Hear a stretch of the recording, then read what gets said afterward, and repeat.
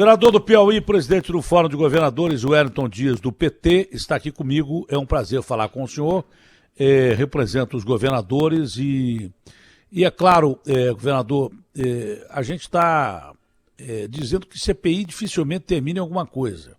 Algumas terminaram, mas a maioria não apura nada. O senhor vê possibilidade dessa CPI dar em algo que, por exemplo, o governo não espera que dê? Não é? O governo esperava que quando havia atribuição aí da CPI apurar os desmandos do governo federal, eu estou dizendo, não chegasse a ele governo, né? Ficasse, ou então que além dele governo, governadores e prefeitos fossem investigados também por desmandos ou prevaricação, mau uso do dinheiro público nessa CPI.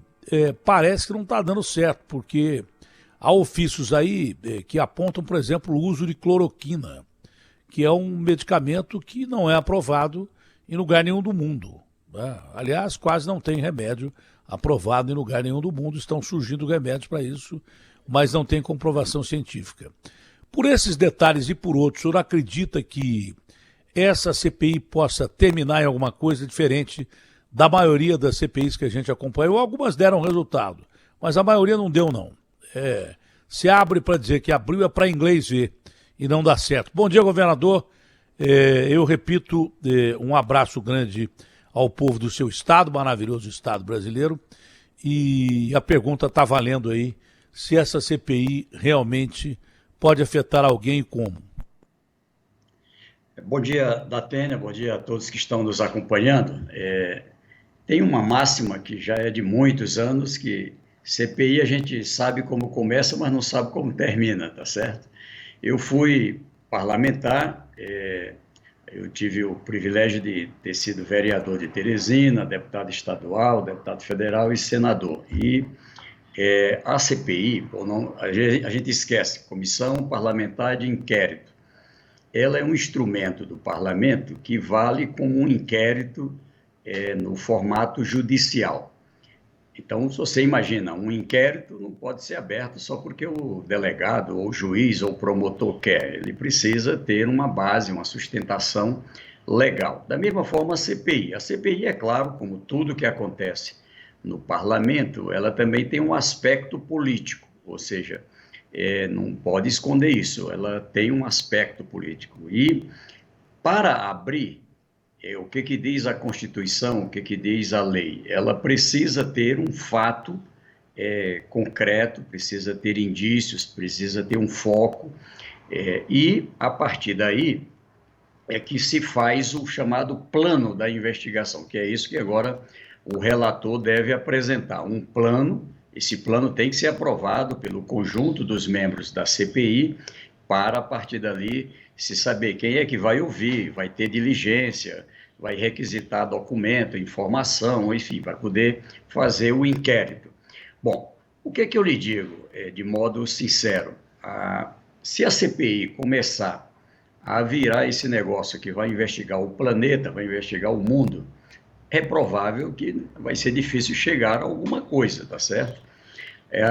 Ficou estranho ali a CPI querendo já assim, porque alguém queria, tem que investigar Estado, tem que investigar município. Você vai investigar 5.600 municípios, vai investigar 27 estados, tá bom, qual é a razão? Segundo, quando a gente olha a estrutura brasileira, ela tem a formação de estados, que tem ali também o poder executivo, o legislativo, é o legislativo municipal que faz a CPI, que faz a investigação, o controle, a fiscalização do prefeito, prefeita, ou seja, do município. Assim como é a Assembleia Legislativa, o Tribunal de Contas do Estado, ou seja, a estrutura judiciária do Estado, quem cuida dos governadores, secretários, etc.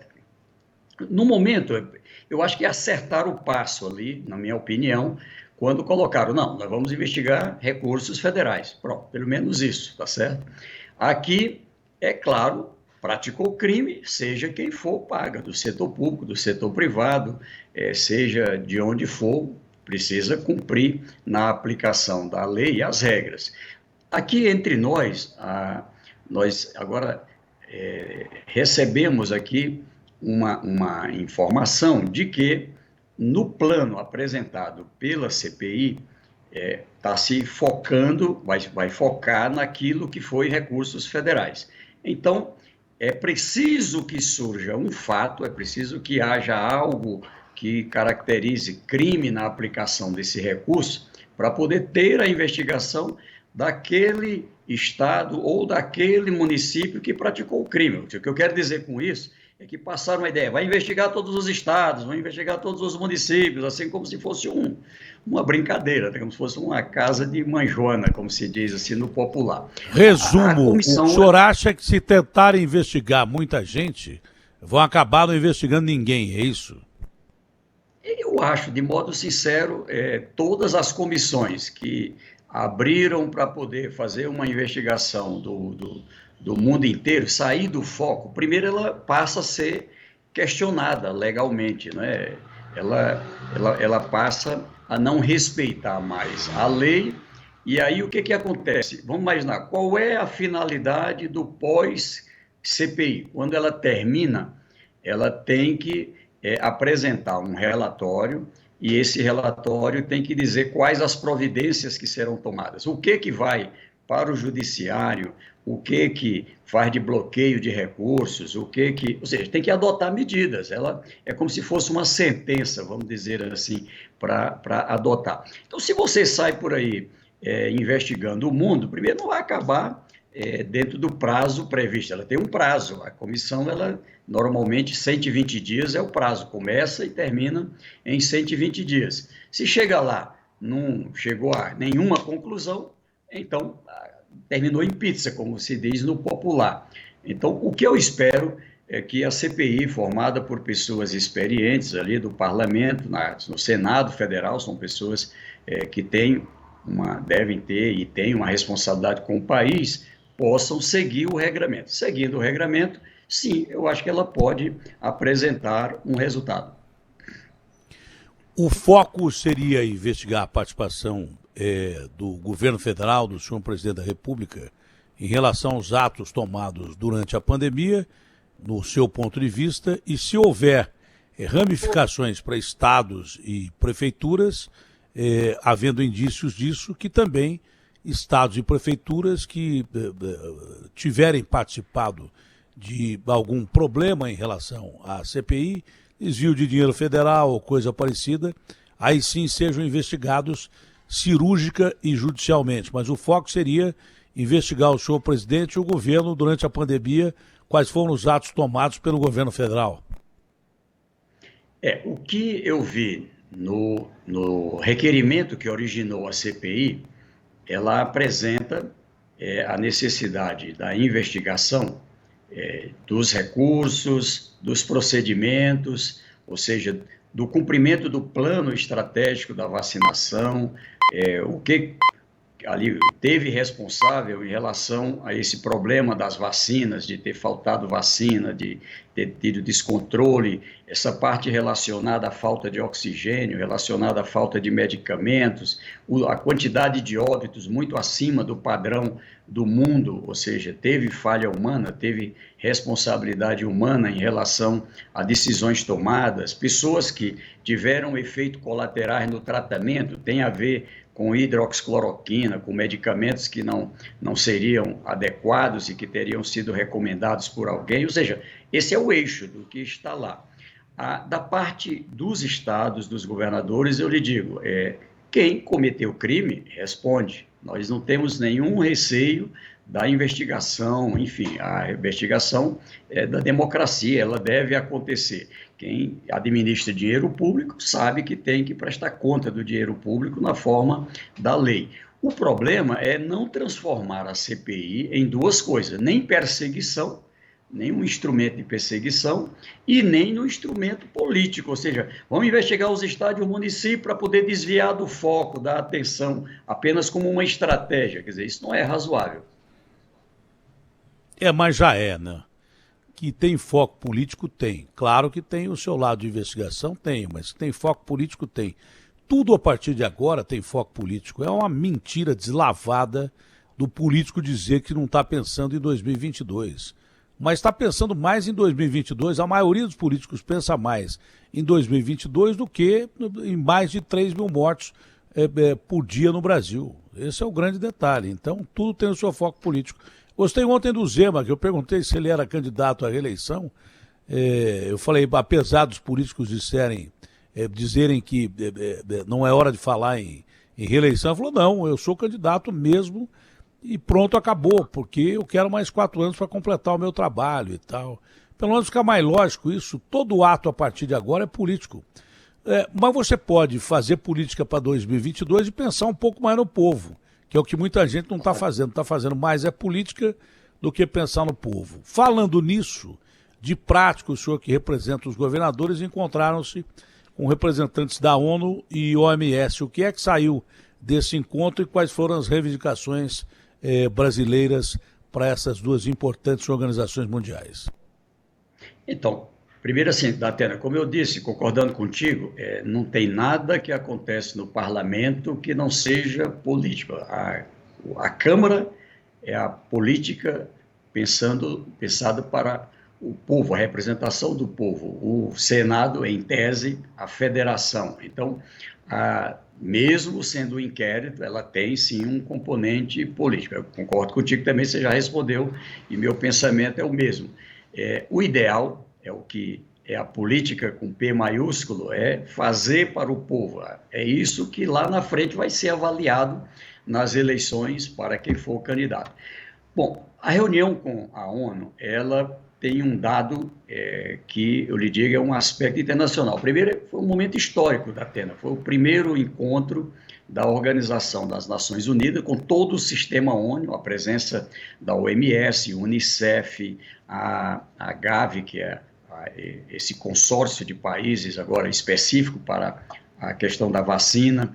E ali nós colocamos o seguinte, olha, quantas vezes a ONU se debruçou sobre problemas do mundo, em relação ao ebola, em relação ao HIV, em relação a guerras, em relação a terremoto. Meu Deus, nós estamos tendo aqui uma situação com 3 milhões de óbitos no planeta, uma situação em que não tem solução para um país individualmente, ou seja, o que acontece num país reflete diretamente no outro, porque tem a propagação agora das variantes, tem pós-Covid, enfim. E com base nisso, nós focamos em 3 aspectos. Primeiro, uma ajuda humanitária. Ajuda humanitária nesse instante para o Brasil. Lembramos que o Brasil é um país que sempre foi solidário em ajudas humanitárias para outros países. O Brasil presente lá no Haiti, o Brasil presente em várias partes do mundo, muitas vezes. Agora é o Brasil que precisa dessa ajuda humanitária. Mas todo país precisa de vacina, todo país quer vacinar o seu povo. Tá bem, ocorre que tem um lugar do planeta, nesse instante, que está morrendo 3, 4 vezes mais do que outros lugares do mundo. Tem um lugar do planeta que está espalhando variantes, está propagando variantes, que pode ser um risco para o mundo. Então, a ideia central do diálogo, e foi bom, a doutora Amina Mohamed é a operacional, é a secretária-geral adjunta, é quem passou a trabalhar essa temática, e ali nós focamos assim, primeiro, o OMS deve ao Brasil, eram 9,1 milhões de doses, entregou 1 milhão em março, era para entregar 3, entregou 1, está devendo 2 de março, 3 de abril, tem condições de pagar, então eles acertaram de pagar 4 milhões, estão lá acertando a data da entrega do lote de 4 milhões e em maio mais 4 milhões de doses. Esse é o dado que a ONU tem, vamos dizer assim, um poder diretamente, né? E lá estava presente o Dr. Bruce Wallison, que é da OMS, a doutora Mariângela, não me lembro o nome dela mais, parece que Saião, e ela... de Curitiba.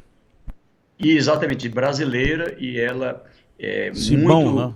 interessada em ajudar o Brasil. Bom, então esse aqui é um dado concreto. A doutora Marlova Noleto, que representa o escritório da ONU no Brasil, passa a ser a referência aqui, juntamente com a doutora Gross, que também representa aqui também a OPAS, e o fato é que nós vamos ter essa solução.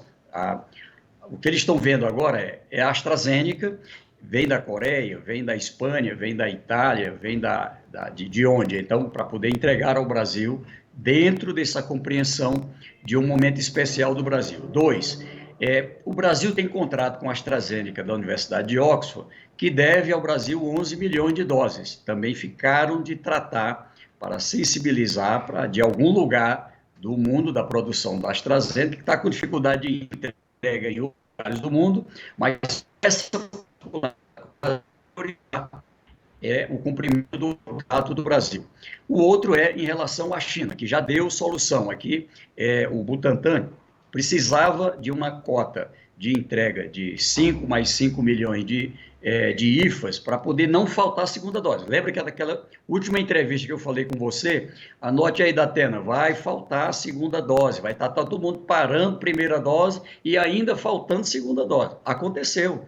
Ou seja, houve um erro gravíssimo no planejamento. Nós avisamos em 17 de fevereiro que isso ia acontecer em abril. E isso é uma coisa ruim. Ninguém sabe como é que vai ser aplicar a vacina da segunda dose depois de 28 dias. Tá certo? Que não tem problema. Quem sabe? Então, o fato é que isso aqui também já entrou em campo para ajudar. E o último é em relação à antecipação da produção de IFA no Brasil, tanto pela Fiocruz como pelo Butantan, e nos ajudar aqui com a União Química, aqui também com a Sputnik, enfim. E colocamos na pauta 2 pontos novos. O mundo precisa se preparar para o pós-Covid, os sequelados, as pessoas que têm problema de AVC, de aneurisma, problema no fígado, nos rins, enfim, precisa o mundo ter aí uma condição de lidar sobre o pós-Covid, e certamente a ONU tem que trabalhar com a OMS, essa organização. E ainda a quebra da patente, ou seja, por enquanto, a antecipação. Mas lá na época do HIV, houve uma compreensão que, pela situação de risco mundial, encontrar um mecanismo de pagar os investimentos dos cientistas, da ciência, dos laboratórios, mas liberar para que o mundo inteiro, mais laboratórios, pudessem produzir mais rapidamente o coquetel, no caso do HIV. Agora, a produção do IFA para a produção da vacina. Então, foi uma reunião muito boa, ela vai ter desdobramento, tem uma agenda marcada agora para a próxima semana, tá certo? Já onde deve ter algumas definições. Então, eu acho que valeu a pena, Datena. O HIV não é nada comparado a um vírus transmitido pelo ar e que se modifica com uma velocidade enorme. É o pior flagelo da era moderna que ameaça a humanidade. O coronavírus é o pior flagelo que podia acontecer. É um vírus que se espalha com muita velocidade pelo ar e exatamente por isso ele se torna letal. A letalidade dele até agora não era tão grande quanto de outros vírus. Ela passa a ficar pior com as variantes. As variantes tornam o vírus mais letal, o vírus ainda mais letal. Então esse é um perigo terrível. Só que o Brasil, de tudo que o senhor estava falando, eu concordo com tudo que o senhor falou, o Brasil é um país que foi se construindo, né, através da miscigenação de raças. Aqui tem gente do mundo inteiro. Talvez por isso não exista aquela palavra... Existe por parte de alguns, mas isso é muito isolado, xenofobia, a aversão ao estrangeiro. Pelo contrário, o Brasil abre as suas portas e abraça todo mundo com uma tranquilidade impressionante. Nós temos aqui preconceito, há preconceitos mesmo, graves contra negros, pobres e nordestinos. Isso há preconceitos aqui dentro do país. Mas a aversão a estrangeiros a gente nunca teve. Agora, não é uma via de duas mãos. Pela própria história do mundo, não é uma via de duas mãos. O Brasil sempre é segregado a um segundo plano. Antes de acontecer qualquer coisa, eu já previa isso. Eu falei assim, olha, a gente tem que tomar cuidado com uma coisa. O Brasil é um grande produtor, por exemplo, de comida. Comida é um dos problemas que a humanidade já tem. Então tem muitos concorrentes, alguns desonestos. O Brasil pode chegar em 40 anos, numa situação normal, a se igualar ou superar os Estados Unidos. Não precisa dizer mais nada. Tá? isso. Mas eu disse uma coisa, eu falei, olha, se a gente se tornar um país doente, os caras vão parar de comprar da gente. Já ameaçam, por causa de agressões ao meio ambiente, a não comprar da gente. Se tiverem um motivo de que o Brasil é um país doente, não vão comprar da gente. Não sei se por esse motivo ou por outro, ou por pressão dos americanos, a China, por exemplo, já passou a importar mais soja dos Estados Unidos do que a soja brasileira. Já está acontecendo até isso. Nós vamos ter problemas seríssimos. Porque ao invés de nos ajudar, o medo que eu tinha é dos caras erguerem um muro não definitivo como aquele imbecil e o pior presidente que os americanos já tiveram, o Trump queria fazer com o México. Mas um muro invisível que, como por exemplo, os americanos construíram ao redor de Cuba e deixaram Cuba lá na década de 50, paralisada. Nem carro tem lá. Ainda bem que tem uma medicina de primeira capacidade, uma sustentação de um povo heróico e que se defende. Mas o meu medo é que se crie no Brasil um muro invisível que prejudique as nossas exportações, prejudique até o nosso direito de ir e vir. Ora, pois, alguns dias atrás, brasileiros eram perseguidos na Europa por causa da variante. Eu nunca ouvi falar de nenhuma perseguição a ingleses em algum lugar do mundo, quando foi dita que havia a primeira variante detectada, que era a variante inglesa. Então, a gente tem que ficar de olho bem aberto com isso. E outra coisa, o mundo tem que entender que enquanto existir um vírus em qualquer lugar do planeta, o mundo está ferrado, porque essa pandemia começou com um vírus. E o Brasil não é um país qualquer, é um país que tem 210 milhões de habitantes, produz tudo, tem tudo aqui, tem água, tem comida, tem minério, tem relações comerciais importantíssimas. O Brasil não pode absolutamente ser segregado pelo mundo. Se isso acontecer, o nosso povo, que já é sofrido, vai ficar ainda mais sofrido, e é bom que a gente preste atenção com as nossas atitudes para não provocar esse tipo de reação. Essa aproximação da ONU e da OMS é importantíssima, porque se depender de relações entre governos, já nós estamos isolados do mundo sem saber por que, como e quando. Esse é o grande perigo da pandemia. Se a gente se isolar da comunidade internacional, o que é ruim vai ficar inimaginável. O senhor concorda ou não? Concordo plenamente, Datena. E mais ainda, o que a gente fez foi, vou dizer assim, tentar virar o jogo. Ó, para aí, vocês estão aí dizendo que o Brasil é o epicentro da pandemia do mundo, que o Brasil é o propagador de variantes no mundo. Para aí, isso é um problema do Brasil, mas também de vocês. Vamos cuidar, ó. Vamos cuidar. Afinal de contas, o vírus, ele chegou aqui vindo de outro lugar, como você disse. Esse vírus, ele não foi originário do Brasil. Então, veja, nós temos a situação ambiental, essa situação do vírus, e tem uma situação dramática, que é também a da pobreza, né? Ou seja, então, tudo isso aqui, ela repercute na relação com o mundo.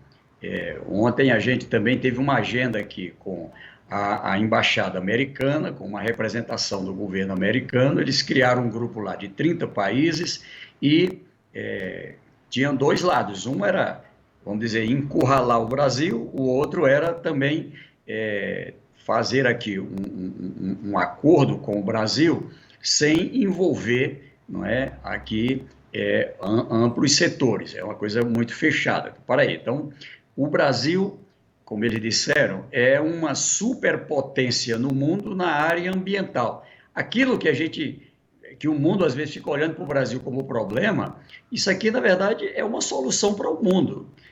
Que lugares do mundo tem a reserva biológica, a reserva nativa que tem o Brasil? Isso aqui é um patrimônio.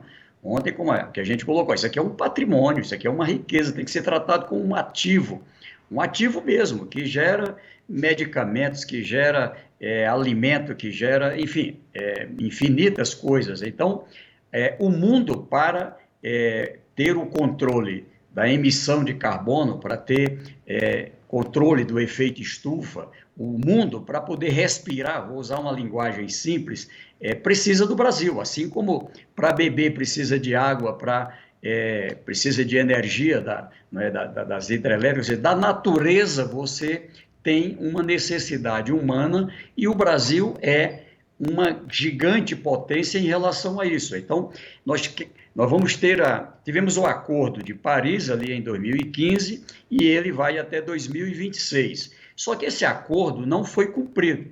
Não foi cumprido pelo Brasil também, mas também não foi cumprido pelos Estados Unidos, etc. Então, o que está se trabalhando é uma espécie de uma repactuação.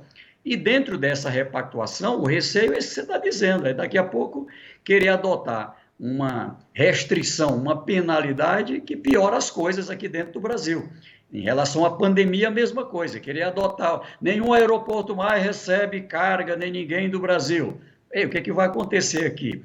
Então, em razão disso, é que nós criamos, Datena, uma integração com o Congresso Nacional, com gente do Executivo, mas precisa envolver a diplomacia brasileira, quem tem os cientistas, enfim, para que a gente possa, de forma soberana, de forma altiva, não estar participando desse processo como uma parte importante. É o que eu ia perguntar. É o que eu ia perguntar. Por exemplo, a gente já teve reunião de governadores com a ONU e com a OMS. Agora vamos participar, de alguma forma, da cúpula do clima. Governadores vão dar suas sugestões para a cúpula do clima. Não corre o risco constitucional de se isolar demais o presidente da República e, de repente, uma interferência no poder federal? Independente da atuação do presidente, você demonstrar um racha dentro do país de poderes políticos com o presidente da República, com o governo central, isso não demonstra uma fraqueza de atitude em relação a essas nações? Porque também tem muita nação com bom interesse, mas quem tem arma pra caramba e quem é império passa por cima. Os americanos podem não cumprir com a emissão de carbono que eles emitem pra caramba, poluem pra caramba. Os chineses poluem mais ainda, mas os caras têm arma pra caramba. Os caras respeitam um baixinho desse tamanhozinho aqui, porque ele tem bomba atômica lá, aquele coreano, que eu não lembro se é o Kim Jong-un, sei lá o nome dele. Mas o cara é baixinho e tem arma pra caramba. Eu acho que o Brasil, eu não sou armamentista não sou, e sou ambientalista. Mas eu acho que o Brasil se descuidou muito da sua questão de defesa. O Brasil nunca foi um país de atacar ninguém, nem agressivo. Mas um país desse tamanho, com tamanhos recursos, se descuidou da sua questão de defesa. As nossas forças armadas foram relegadas a um quinto plano, talvez muito por causa do golpe militar que aconteceu, a ojeriza que se ouvia falar de militar até algum tempo atrás e tal. Nós relegamos as nossas forças armadas a um quinto plano. Se você tem uma casa bonita, grande, uma plantação legal, se você tem uma propriedade fantástica, se você não tiver segurança, os caras vêm e tomam da gente, roubam da gente. Né? Então, segurança a gente não vai ter, porque ninguém está fazendo bomba atômica aqui e nem dá mais tempo de fazer bomba atômica, porque senão o povo morre de fome. Né? Não dá mais tempo. Ou você trata com esses caras em relações, no relacionamento tradicional diplomático e entra na onda do mundo, ou nós vamos ter problema já que esses caras vêm aqui e tomam tudo. Eu não sei de que jeito, mas tomam. Se meterem um embargo em cima do Brasil, como já estão ameaçando meter, eu não tinha ainda ouvido essa palavra que o senhor falou sobre isso, mas é mais ou menos o que está próximo de acontecer com o Brasil. Se esses gringos encurralarem o Brasil, nós estamos ferrados. Se a gente sair do circuito mundial, nós estamos com problemas mais sérios do que a gente imagina. A gente já tem uma divisão de renda canalha, a nossa divisão de renda é mais do que injusta, é uma potência econômica, mas o povo morre de fome na ponta. Se pressionarem a gente, meu amigo, eu vou contar uma coisa para você, nós vamos para o espaço. Os caras falam, vai virar Venezuela. Não, nós vamos virar Uma Cuba com 210 milhões de habitantes e sem condição de se defender de ninguém. Esse é o grande detalhe. Entendeu? Por isso que é melhor conversar, ter diplomacia, do que ficar arrumando encrenca, porque senão nós estamos ferrados. Essa é a situação. Nós não temos bala para 8 horas de guerra.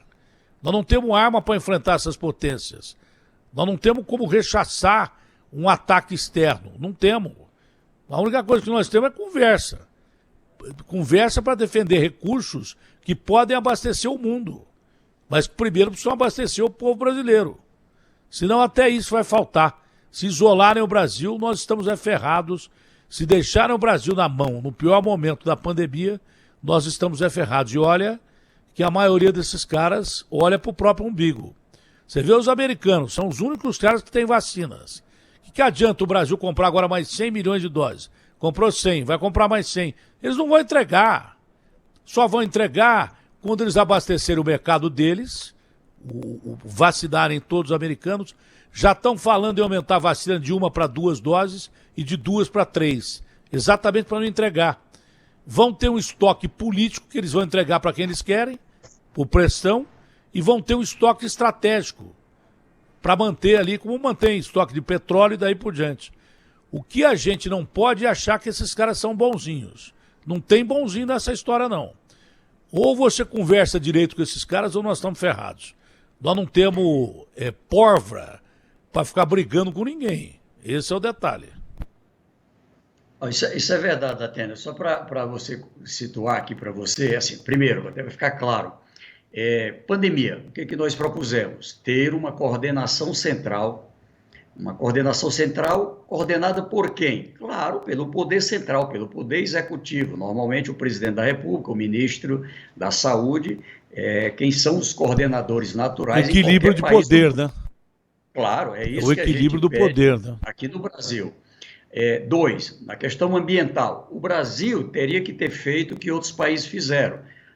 Uma cúpula brasileira, um evento brasileiro com a participação, não é, normalmente quem poderia fazer isso? Ministério do Meio Ambiente, chamando aqui os cientistas, os estados, chamando o setor privado, os empresários, todo mundo para participar, para poder, qual é a posição do Brasil, o que está em jogo nessas medidas em relação ao Brasil, o que significa as decisões de redução da emissão de fumaça nas indústrias, da emissão de CO2, ou seja, qual é o impacto que isso aqui vai ter com o Brasil, o que o Brasil pode perder, o que o Brasil pode ganhar, quais as medidas que o Brasil pode se comprometer dentro da realidade ambiental, junto com a social, com a nossa programação de desenvolvimento.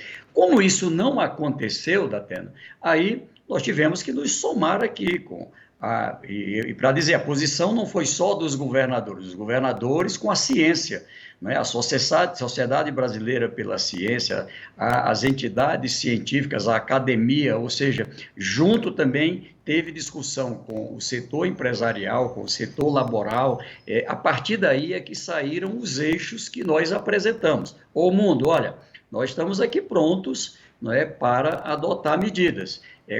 Para onde é que vai? Vou dar um exemplo aqui do meu estado. O Piauí tem 2/3 das reservas, tem 2/3 do território com reservas nativas, ou seja, nunca foi desmatada, está lá do jeito que Deus colocou aqui, lá quando os portugueses chegaram aqui.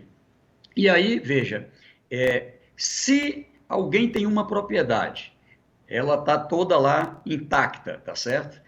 E não aparece nenhuma alternativa para ela, o que é que ela vai fazer? Vai fazer o que fizeram nos Estados Unidos, na Espanha, no Brasil, desmata para poder plantar milho, feijão, soja. Ou seja, se não tiver uma alternativa, vai para esse caminho. Agora, nós estamos dispostos a ir para uma alternativa? Estamos. Tem alternativa para poder conviver, não é, com a preservação? Sim, nós temos que ter responsabilidade com as outras gerações. Agora, alguém vai ter que pagar por isso, não é? Nós vamos ter as pessoas que vivem na floresta, as pessoas que vivem, que têm suas propriedades, vivem nessas regiões, elas precisam de uma alternativa, não é? Ou seja, se é um problema de interesse mundial, o mundo tem que se apresentar. Qual foi a grande mudança, Datena, no Acordo de Paris? Até antes do Acordo de Paris, o mundo era só assim, dinheiro para reflorestamento. Aí você refloresta aqui, sei lá, 1 milhão de hectares por ano e desmata 5 milhões de hectares por ano. Essa coisa não vai fechar. Então, passou o Acordo de Paris a dizer o seguinte, agora também é preciso alguém pagar por floresta em pé. E de onde é que vem esse dinheiro? Ele vem da compensação de quem é que emite mais CO2 com quem é que subtraz mais CO2. O Brasil ganha nesse negócio aqui. Então, de onde é que quem é que tem que pagar? São os maiores emissores, China, Estados Unidos, etc. Por isso que não é fácil fechar essa conta. Agora, o Brasil, como você disse, tem que entrar soberanamente, com altivez, de cabeça erguida, tem que estar lá sabendo o que quer. Nós queremos colaborar com o mundo? Sim, mas o mundo tem que olhar também que aqui tem seres humanos no Brasil que precisam de alternativas. Então, é esse caminho, não é, que nós estamos tentando consertar. Olha, durante a crise do oxigênio na Amazônia, eu não vi nas primeiras semanas onde as pessoas morriam na porta de um hospital, onde eu vi uma cena de um menino com uma moça levando o pai em cima de uma maca e o sujeito não abrindo a porta do hospital porque não havia mais oxigênio. Não é? O pai morreu na frente do filho e da filha sem dignidade nenhuma. E eu não vi a França, por exemplo, que vive enchendo o nosso saco. E enche o nosso saco porque eles não têm floresta nenhuma lá. Eles acabaram com as florestas. E é o nosso maior competidor que tem na Europa no agronegócio. Vivem torrando a nossa paciência por causa de desmatamento. Eu não vi nenhum presidente francês ou representante do Ministério francês oferecer um tubo de oxigênio para o Amazonas. Depois que morreu gente pra caramba, que começou a aparecer ajuda internacional. Enquanto os povos da floresta, que eles tanto falam, estavam morrendo nos extremos da floresta, porque nem estrada tem na Amazônia. Para chegar a cidades, não vou nem falar das reservas indígenas. 5 dias de avião, 5 dias de carro. Estou falando de cidades do interior da Amazônia. Na Amazônia não tem só Manaus. Para você chegar em cidades do interior da Amazonas, não conseguia chegar ajuda, porque nem estrada tem. E esses caras não ajudaram em nada. Entendeu? A maior prova do crime ecológico deles é que eles não têm floresta nenhuma. E que nós temos floresta pra caramba aqui. Essa é uma prova do crime ecológico deles. O que eu digo é que nessa briga ruim, não dá pra gente entrar, porque se a gente tivesse aquele chinesinho aqui, com um monte de bomba apontada pra Nova York, pra França e tal, os caras sentam na mesa pra negociar. O Trump vai lá e brinca com o chinesinho, faz graça com o chinesinho. Nós não temos poderio para nos defender desses caras. Porque a história já passou, não dá mais. A única coisa o único caminho que existe é o caminho diplomático. Porque senão, de alguma forma, esses caras ferram com a gente. E a palavra encurralado é a melhor palavra que eu ouvi até agora. Claro que, como o senhor, eu também penso que a gente tem que preservar o nosso país para os nossos netos e para quem vem depois. Mas assim como você ter desenvolvimento sustentável, você ocupar até para preservar, sem desmatar, sem derrubar a floresta.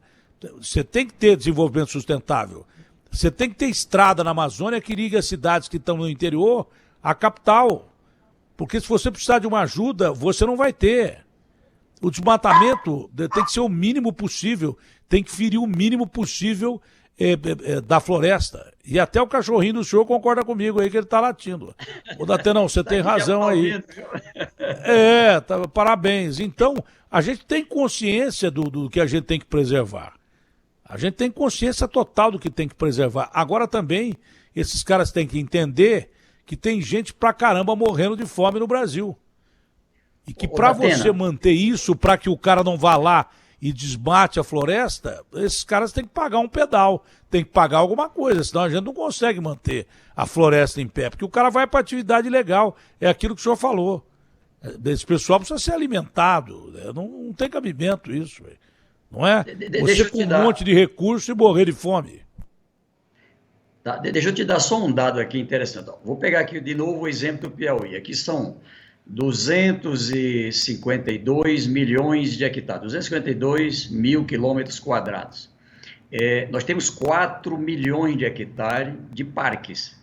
Vale a pena você um dia vir conhecer aqui o Parque Nacional Serra da Capivara, que é a maior biblioteca da pré-história do mundo. É onde se tem a presença mais antiga dos homens nas Américas, que mudou a história do pensamento do mundo. O mundo achava que o homem tinha chegado nas Américas. Sítio arqueológico importantíssimo. Tinha chegado do Estreito de Bering e não chegou. Então, voltando aqui. Então, esse parque, para poder a gente sustentar esses 4 milhões de hectares, tem uma despesa, tem um custo.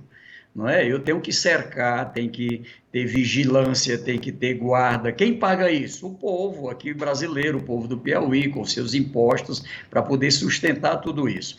Agora, o que é que nós fizemos? Nós criamos uma coisa chamada ativos verdes. Nós estamos trabalhando isso aqui na região Nordeste. É mais ou menos um inventário. Quantos metros cúbicos de madeira tem aqui nesses parques, tá certo? Quantos metros cúbicos de madeira? Qual é o preço do metro cúbico de madeira? Então, eu precifico dessa forma esse ativo.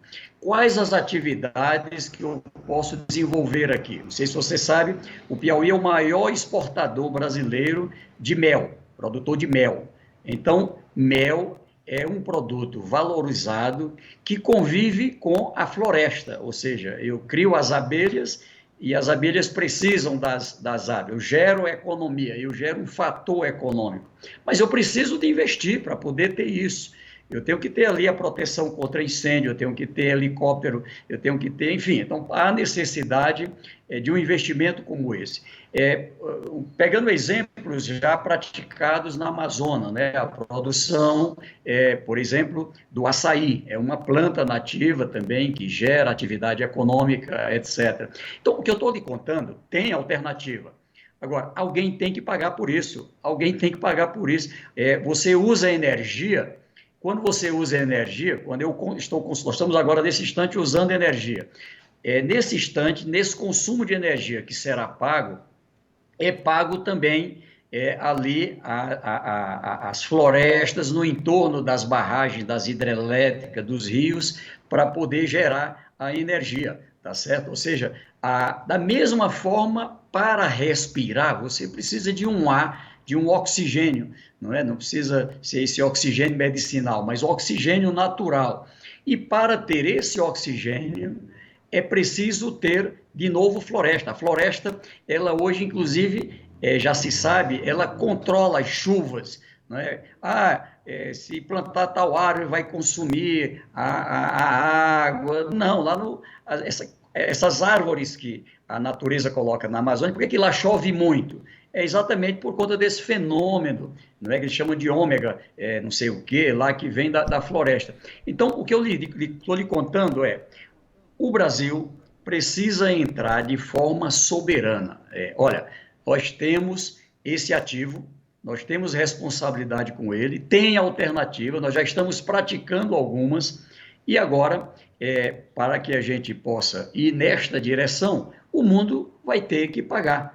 Tá certo? O mundo vai ter que pagar. Assim como a gente paga quando os cientistas americanos descobrem lá um medicamento, essa vacina que nós estamos consumindo agora, nós estamos pagando por ela o preço do produto, mais o preço da ciência. Cada Coronavac, em cada AstraZeneca, ali tem um preço, um royalties que nós estamos pagando. Nós estamos querendo um royalties por conta dessa riqueza que tem o Brasil. Então, o que eu estou lhe dizendo é esse o pensamento do Fórum dos Governadores, e não pense que foi fácil, Datena. São 24 dos 27 governadores que assinamos essa carta. Aqui tem quem é governo, quem é oposição, quem é de esquerda, quem é de centro, quem é de direita, quem é conservador. E quem é brasileiro, tem de tudo.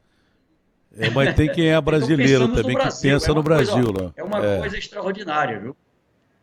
É uma coisa Olha, extraordinária, porque foi um ato de é, maturidade a, importante.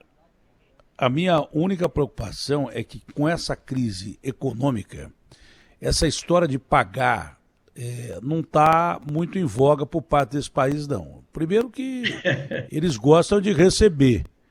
E quando você tem menos dinheiro, você quer pagar menos, entendeu? E levar mais vantagem. Eu não espero nada desse país do G8. Tomara que a coisa mude. Não, não espero mesmo. Porque o império conquista pela força. E eles querem cada vez ficarem mais ricos e que a gente fique cada vez mais pobres. Esse é o interesse deles. Agora, se eles pensarem dessa forma com o coronavírus, eles vão se ferrar. Porque o Brasil doente não interessa a ninguém. São 210 milhões de habitantes. Não há como você isolar o Brasil. Se isolarem o Brasil, eles vão se ferrar. Ou seria um genocídio por parte da humanidade, ou então se caminha para ajuda, que é a palavra que o Papa disse outro dia, no discurso dele, que foi de posse, que independente da religião das pessoas, tendo religião ou não, essa palavra vale para tudo, que é misericórdia. O que o mundo precisa hoje em dia é misericórdia, e um ajudar o outro. Essa doença provou que o mundo, para o bem e para o mal, é um organismo só. É um organismo vivo só. Não há fronteiras para a doença, não há fronteiras para a distribuição de riqueza ou coisa parecida. É proporcional. O mal e o bem são proporcionais. O que tem de bom para o Brasil tem de bom para a China, para os Estados Unidos e daí por diante. E vice-versa. É assim que funciona. A última pergunta, foi muito bom o nosso papo, é sobre a Sputnik V. Outro dia eu estava conversando com o Fernando da União Química aqui, uma figura fantástica. E vacina mesmo nós só temos duas, né? E produzidas pelo Butantan e pela Fiocruz. Mais pelo Butantan, porque está recebendo mais insumos, do que pela Fiocruz, que está recebendo menos insumos, é Oxford e Coronavac. Agora, se tem uma vacina que pode chegar aqui com uma planta que produz o IFA, que é o ingrediente do bolo em Brasília, e invasa em Guarulhos, e está sendo aplicado em 50 países, por que é que nós não aprovamos a Sputnik V até agora? Essa pergunta, a resposta vale ouro, viu, Datena? Eu confesso a você, eu não compreendo. Não compreendo por várias razões. Primeiro, porque poderia dizer o seguinte, não, é porque a Anvisa ela é autônoma. Bacana, ela é autônoma, mas ela não é uma ilha isolada dentro de uma calamidade como vive o Brasil. Depois, ouça só o que você acabou de dizer. Eu estou falando da chance. A gente está fazendo aí todo o esforço. Já aprovou a Janssen, que não tem vacina para entregar, Pfizer, que não tem vacina para entregar. Nesse contrato que estou falando agora, eu vou entregar 1 milhão, depois vou entregar não sei quanto, enfim. Eu estou falando de uma vacina que a gente tem autorizado o direito de garantir um laboratório como esse que você acabou de falar, no Brasil, com cientistas brasileiros aqui, em Brasília, aliás, aqui na divisa de Brasília com Goiás, eu fui lá visitar, e com capacidade para começar produzindo 8 milhões de doses por mês e chegar a 20 milhões de doses por mês. Agora, imagine, União Química, 20 milhões de doses, Butantan, 30 milhões de doses, Fiocruz, 30 milhões de doses, 80 milhões de doses brasileiras. Vamos ser sinceros, qual foi a vacina que chegou aqui? Aquelas que tiveram a participação dos nossos laboratórios. A Coronavac, que vem o IFA, porque não está tendo vacina pronta, e entrega o IFA é mais fácil. Aí veio para o Butantan e lá eles fazem o envasamento. Vacina da Fiocruz, que aumentou a quantidade, agora aumentou com 2 linhas de produção na Fiocruz. Ela vai agora, por isso foi essa luta nossa lá com a ONU para liberar a antecipação da produção do IFA para a Fiocruz e também da Sinovac na China para o Butantan. Mas a da Sputnik aqui. Então, ontem nós tivemos uma agenda com o ministro Marcelo Queiroga, com toda a sua equipe, nos recebeu bem. E colocamos uma coisa simples, ministro, pelo amor de Deus, precisamos conversar com a Anvisa. Não dá para a Anvisa ficar pedindo um papel, que falta outro papel. O que é que diz a regra mundial, da Atena, mundial? Diz o seguinte, o país tem o direito de dizer em qual agência reguladora que eu confio. no Brasil, escolheram 16. Nas 16 está a agência reguladora da Rússia, está a agência reguladora da China, aliás, da Argentina, tá, da China também, está a agência reguladora dos Estados Unidos, da Europa, tá, do México. Pois bem, ora, a Sputnik já está sendo aplicada em 60 países. Aí, o que diz a nossa lei? Olha, se uma agência reguladora dessas 16 aqui aprovar, a Anvisa tem 7 dias para poder analisar essa certificação e autorizar a importação. Nós entregamos dia 29 de março, hoje nós já estamos aqui em 21 de abril e nada da licença de importação. Nós fomos ao Supremo, agora o ministro Lewandowski e outros ministros lá deram a decisão. Ô, Anvisa, você tem agora até o dia 28, mas não precisava disso, pelo amor de Deus. A gente tem que ir no Supremo para poder liberar uma coisa que está na lei, que é uma regra. O que a Anvisa disse agora? Precisando desesperadamente de vacina. Mais do que isso, precisando desesperadamente de vacina. Se tem 60 países aplicando, se os russos estão recebendo a vacina deles mesmos, por que é que a gente não vai aplicar essa vacina aqui, pô? Isso é uma brincadeira. Aplicou, o presidente da Rússia aplicou nele mesmo, nos filhos, na mulher. Será que está todo mundo maluco? Será que os argentinos estão malucos, os chilenos estão malucos, os chineses, o da Hungria, agora a Alemanha está tratando da vacina, a OMS também. Ou seja, o que eu estou lhe dizendo é que tem coisas esquisitas, tá certo? Muito esquisitas. Então, o que pedimos ao ministro? Ministro, nós, os estados, fomos a campo, compramos 37 milhões de doses. Nós estamos com risco de perder o lote de abril da Atena, nós estamos com risco de perder o lote de abril, 2 milhões de doses dessa compra que fizemos e 2.400 que o próprio Ministério, ainda na época do ministro Pazuello, fez. 4 milhões e 400 mil doses, como você disse, numa hora que está faltando dose de vacina no Brasil. Era para a gente fechar abril, pelo Plano Nacional, com 53 milhões de brasileiros vacinados, mais ou menos toda a primeira fase, todo mundo com mais de 60 anos, com comorbidade, etc. Para quê? Para poder reduzir esse colapso da rede hospitalar e óbito, tá certo? Porque é desse público aqui que está morrendo 70%, tá certo? Então, o que eu estou lhe contando aqui é que realmente há necessidade de ter uma posição firme, forte. Aqui é onde eu acho que o presidente da República tem que chamar todas as partes, chama os laboratórios, chama a Anvisa, chama a Sputnik, chama a União Química, chama todo mundo. Foi isso que fez agora o presidente dos Estados Unidos, o da Atena. Ele chamou todos os laboratórios, ele mesmo, o presidente Joe Biden. O que está faltando? Está faltando insumo, está faltando o quê? É porque tem um insumo que vem da Índia e não estão entregando. Ô, presidente da Índia, me manda aqui. O presidente Bolsonaro ligou esses dias para o presidente Putin.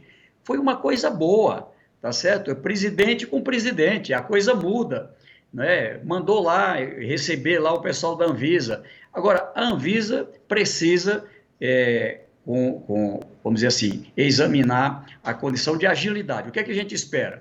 Ver se a gente termina essa semana com autorização da Anvisa. Nós respeitamos a Anvisa, tem uma história, não é, de muita seriedade, de respeitar a ciência e, é claro, queremos seguir o regramento.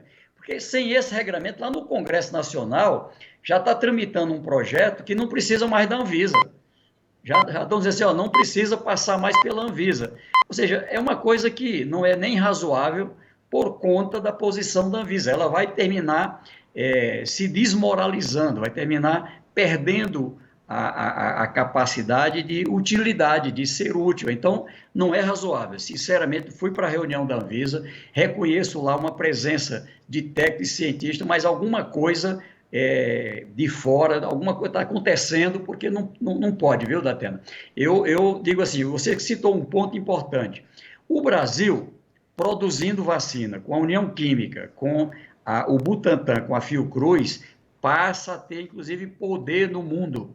O Brasil não só vai imunizar mais rapidamente os brasileiros, mas poder ter esse produto especial que é a vacina nas relações com outros países, tá certo? Ou seja, do jeito que nós aqui temos que estar quase que adulando a China, adulando a Índia, adulando, não é, a Rússia para fornecer vacina, os Estados Unidos, os outros vão ficar precisando do Brasil. Então, isso que eu estou colocando numa linguagem popular, mas assim, para você compreender a importância. Então, o Brasil não é um país qualquer, o Brasil é um dos 11 países do mundo que tem domínio, que tem ciência, que tem cientistas, construída isso ao longo da história, e tem laboratórios que nem entraram em operação, no Paraná, na Bahia, em Manaus, em Belém, em Goiânia, ou seja, então o Brasil tem que olhar para a sua estrutura interna, valorizar isso aqui, e os contratos como esse da Sputnik, esse da Sinovac, esse da AstraZeneca, que permite a autonomia com produção de IFA no Brasil, é o que interessa ao Brasil. É uma transferência tecnológica. Se chegar à quebra da patente, a gente já está preparado. É isso que eu estou dizendo. Eu fiz uma pergunta aqui para o presidente da Anvisa, mas não foi visualizada a imagem até agora. Quem sabe até mais tarde ele me responda sobre isso, porque é importantíssima da vacina Sputnik V, porque ela teria a tecnologia passada para cientistas brasileiros. A gente não precisa ficar esperando o produto vir da Rússia para cá. A gente já produz esse produto em Brasília e invasa aqui em Guarulhos. Isso não tem valor. É uma coisa que não dá para você especificar num mundo sem vacina o valor disso.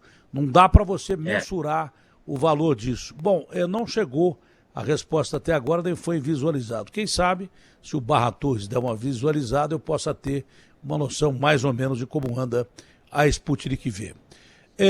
Governador, foi um prazer falar com o senhor, um abraço grande. Prazer, meu querido. O povo do Piauí, esse estado maravilhoso da Confederação.